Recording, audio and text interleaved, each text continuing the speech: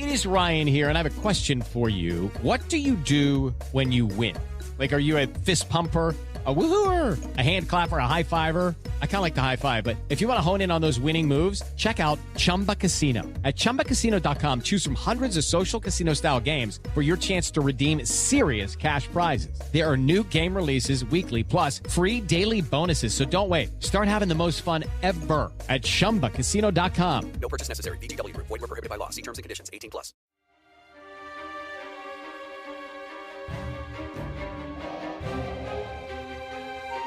From the wilderness of Kodiak Island, Alaska, this is Murder and Mystery in the Last Frontier with your host, Robin Barefield. In a land full of peril and vicious animals, humans are the most dangerous predators of all.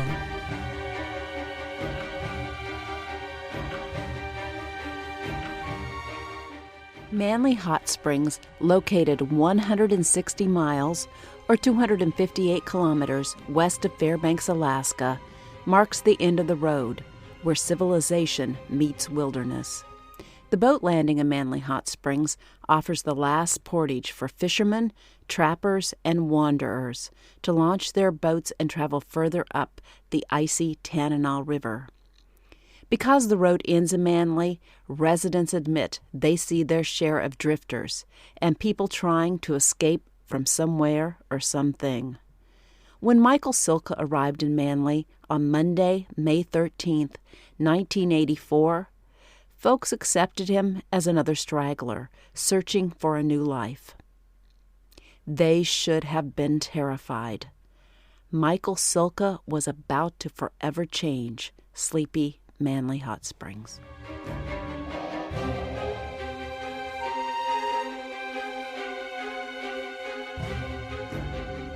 Welcome to Murder and Mystery in the Last Frontier.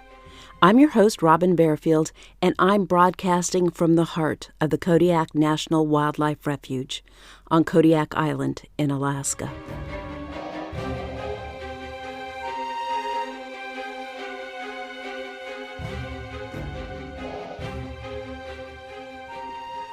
Michael Silka grew up in Hoffman Estates, Illinois, and classmates recall him as a nonconformist from an early age.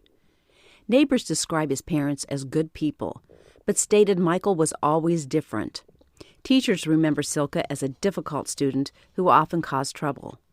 When Silka was a juvenile and young man, police arrested him numerous times for unlawful use of a weapon, burglary, shoplifting, and resisting arrest. Silka loved hunting, fishing, and firearms. A neighbor convinced him to join the Army after he graduated from high school in 1977. And in 1981, the Army transferred Silka to Fort Wainwright near Fairbanks, where he began to dream about living in the wilderness of interior Alaska. Silka wanted to subsist and make money selling furs as a trapper. According to Army records, Silka earned an expert marksman's rating with the M16 rifle and grenade launcher. While at Fort Wainwright, though, records show Silka experienced several run-ins with military police, including an assault charge and an arrest for discharging a firearm in the barracks. After the Army discharged him, Silka returned to Illinois and worked at a variety of jobs. He was arrested 2 separate times on weapons violations and made several court appearances. But on October 26, 1983, he missed his hearing, skipped bond, and fled. A warrant for his arrest was issued on December 20, 1983. Shortly after Christmas in 1983, Silka showed up in Dauphin, Manitoba, Canada, in a brown Dodge sedan. He stayed in Dauphin throughout the winter, preparing his vehicle for the drive to Alaska.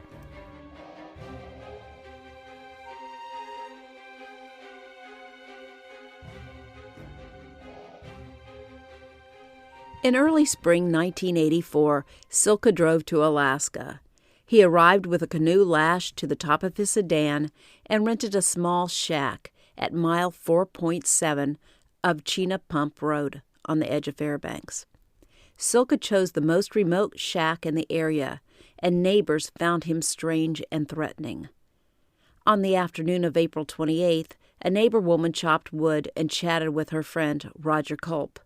Silka walked past his two neighbors and suddenly stopped and picked up a large stick, angrily beating it against the woman's chopping block, sending debris flying into the air. He said, "This is how you do it," and then walked away, leaving the woman and Culp stunned by his violent behavior. Silka terrified the woman, but his actions angered 28-year-old Culp, who followed Silka back to Silka's shack.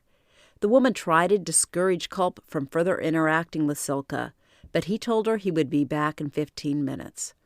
A short while later, the woman heard gunshots, and Culp did not return. The woman was so terrified she hid in her cabin with a loaded shotgun by her door and stayed there for 2 days. For unexplained reasons, she did not report Culp's disappearance to authorities for 9 days. The following day, another neighbor, Wendy Hooker, knocked on Silka's door to confront him about a moose hide she believed he had stolen. She noticed a small pool of blood outside his door, but she assumed he had recently killed a small game animal. When Silka didn't answer her knock, Wendy walked around his cabin to the back, where she saw a 3-foot by 6-foot mound of freshly turned snow, and blood soaking up through the snow in her footprints. Wendy again knocked on Silka's door. No one answered, but she felt certain Silka was inside the cabin. Wendy told her friend Tom about the incident, and he went to Silka's cabin. Silka admitted to Tom he had taken Wendy's moose hide and promised to return it. Wendy and Tom told their friend Don Hopkins about Silka's strange behavior and the blood behind his cabin. And when the trio realized Roger Culp had disappeared, Hopkins called the Alaska State Troopers. For some reason, though, the troopers misunderstood what Hopkins was trying to tell them. They thought Hopkins said that both Culp and Silka had disappeared, and he suspected Culp had killed Silka. They thought Silka was a possible murder victim. 2 troopers warily approached Silka's cabin. They knocked on the door, but when no one answered, they circled to the backyard, where they found the mound of snow, but did not see any blood. They dug into the snow, but only found a moose hide. Another hide hung from a nearby tree. The troopers returned to Silka's front door and saw a small amount of blood near the door, but not enough to suggest a homicide had recently occurred. They knocked on Silka's door again, and this time Silka stuck his head out of the door, keeping his right hand hidden. When the man identified himself as Michael Silka, investigators assumed nothing was amiss, since Silka was still alive. Silka explained he had been cleaning moose hides for some of his hunter friends, and the hides were the source of the blood on the snow. Since the troopers saw no evidence of a crime and Silka was still alive, they saw no reason to inquire further into the incident. Later, one of the troopers recalled how Silka kept one of his hands out of sight the entire time they talked to him. Was he holding a gun? And would he have shot them if they'd asked the wrong question? Several days later, Culp's female friend finally reported Culp's disappearance to the troopers and told them she'd heard gunshots after Culp followed Silka back to his cabin. Troopers returned to Silka's shack with a warrant to search the shack and the grounds around it. They found the shack abandoned. Silka had disappeared. They spent 2 days searching the area around the shack and found patches of peat covering the blood stains. They sent samples of the blood to the crime lab in Palmer, and the results confirmed the blood was human.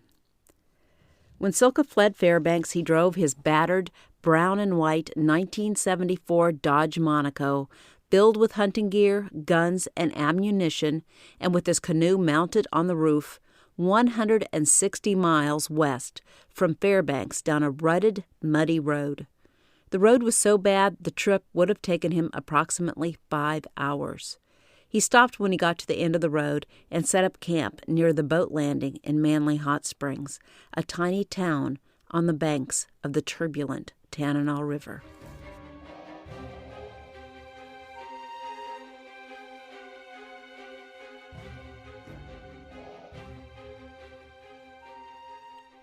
Prospector John Karshner founded Manley Hot Springs in 1902, when he homesteaded near several hot springs in the area. The region quickly grew and became a resort for steamboat passengers and gold miners in the area. The town expanded to 500 residents, but the population nosedived when mining activity began to decline a decade later. By 1984, only 50 hardy souls called Manley Hot Springs home. The Manley Roadhouse, built in 1903, served as the only restaurant and hotel in town. When Michael Silka arrived in Manley on Monday, May 13, 1984, most residents found the 25-year-old man strange and a little scary. Silka told Patricia Lee, who ran the Manley Roadhouse with her husband Bob, he could smell clams, even when they were covered by 6 feet of water. Another Manley resident described Silka as okay but odd, and she said he seemed obsessed with a large knife he kept sharpening.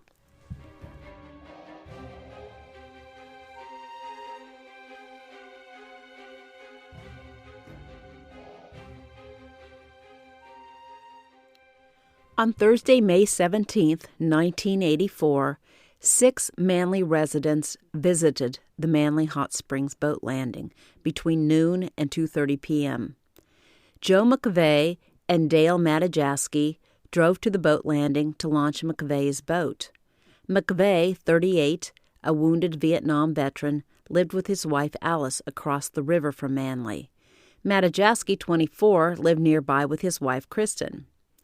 Albert Hagan Jr., 27, drove to the boat landing with a load of brush to dump into the river.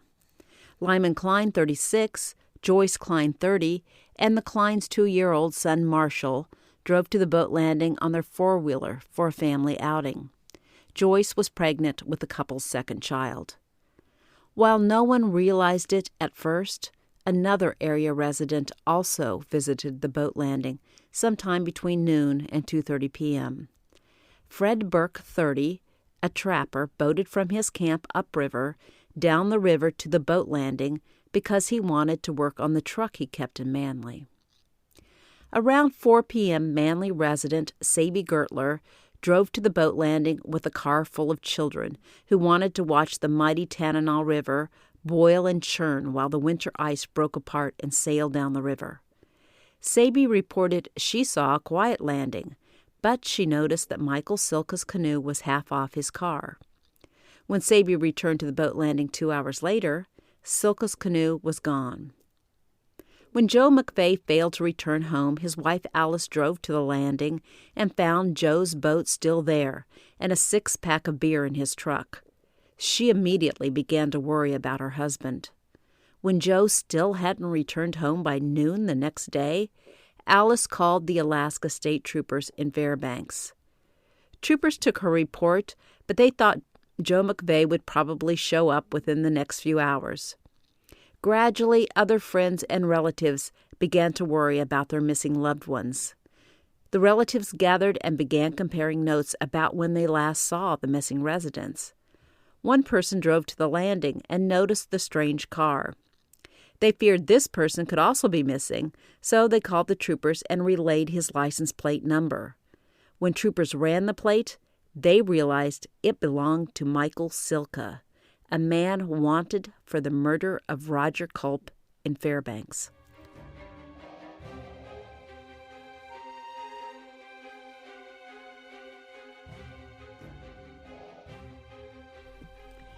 Now troopers were concerned. At least 7 people had disappeared, and one of the missing was a suspected murderer. Troopers began arriving in Manley at 2 a.m. on Saturday, May 19th, and started an aerial search of the river at the break of dawn during the long daylight hours in May. They found splotches of blood and drag marks through the blood at the boat landing. They also found used cartridge casings, and they feared Silka shot the missing people and then threw their bodies into the raging river.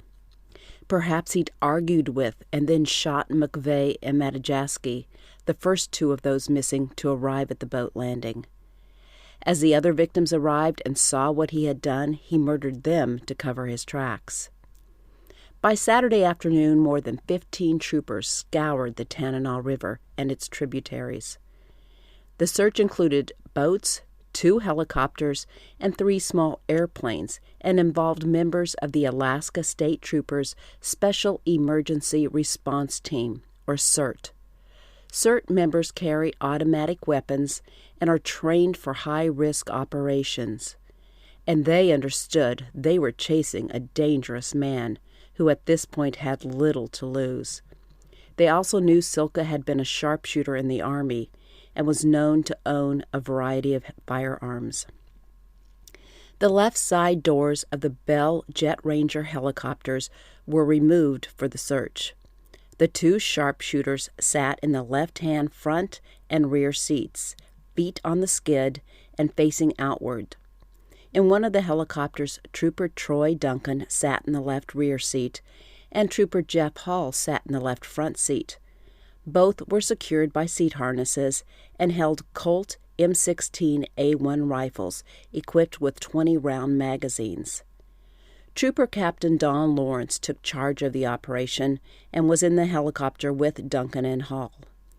Lawrence hoped to locate Silka and convince him to surrender, but he did not understand the adversary they were about to face.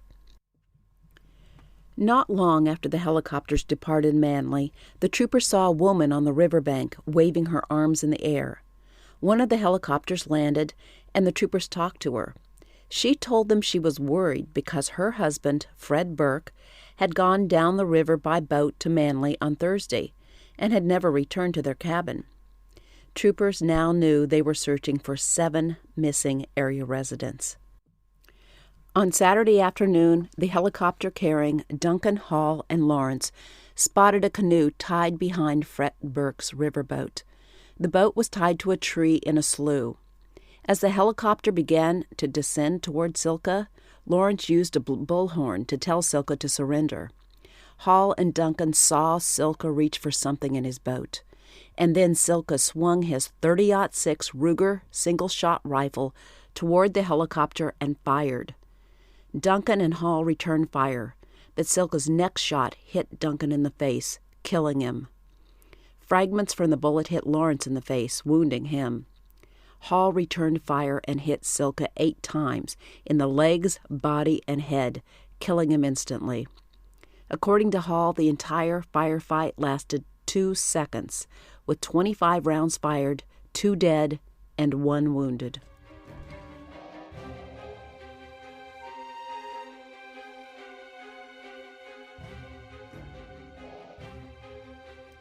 An extensive search ensued to find the missing, but the icy, turbulent Tanana reluctantly releases the dead.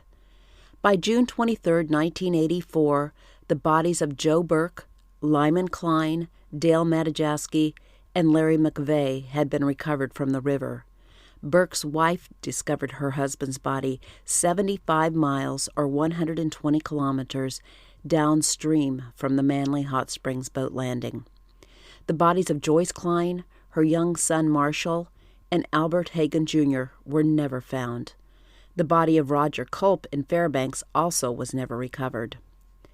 Since the Army had honorably discharged Michael Silka, his father requested to have his ashes buried at the National Cemetery in Sitka. Manley residents were furious when they heard the news, but the military honored the request. His grave is unmarked. On one day, Manley Hot Springs lost more than 10% of its population. But in addition to the 7 Manley residents, Roger Culp in Fairbanks, and Trooper Troy Duncan, troopers suspect Silka's rampage might have included other victims. On May 11, 1984, before Silka arrived in Manley, several witnesses saw 2 strangers sitting in Silka's car with him. The pair were never seen again, and troopers fear Silka picked up 2 hitchhikers and murdered them, possibly burying their bodies in the woods. No one could explain Silka's violent, deadly behavior. When he reached Alaska, he seemed to unravel, his actions becoming increasingly more bizarre, until he finally snapped and began killing.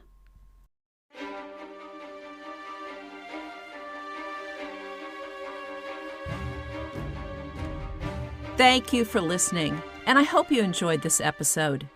Thank you to my patrons for your support.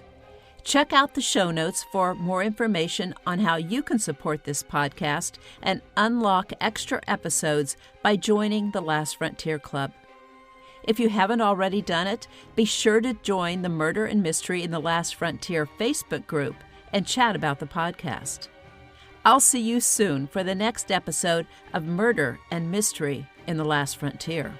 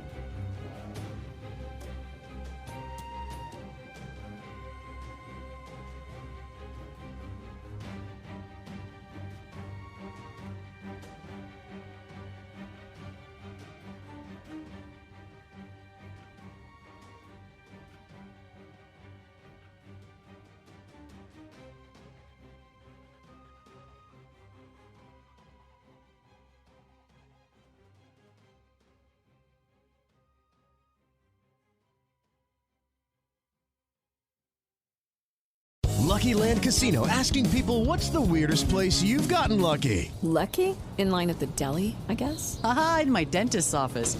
More than once, actually. Do I have to say? Yes, you do. In the car before my kids' PTA meeting. Really? Yes. Excuse me, what's the weirdest place you've gotten lucky? I never win and tell. Well, there you have it. You can get lucky anywhere, playing at LuckyLandSlots.com. Play for free right now. Are you feeling lucky? No purchase necessary. Void where prohibited by law. 18+. Terms and conditions apply. See website for details.